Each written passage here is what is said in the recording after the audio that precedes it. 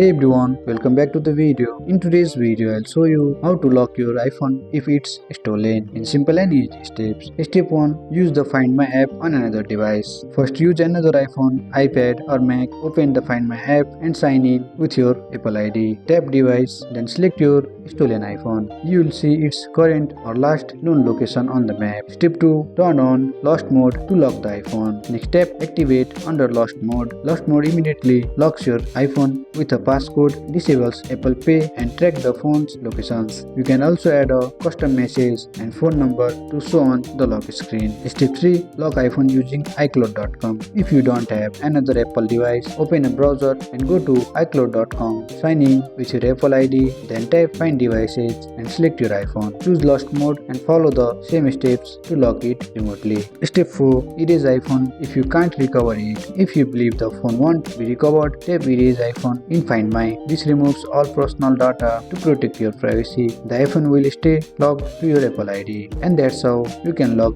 a stolen iPhone in minutes. And that's it. I hope you like this video. If you find this video helpful, drop a like, subscribe to our channel. See you in the next video.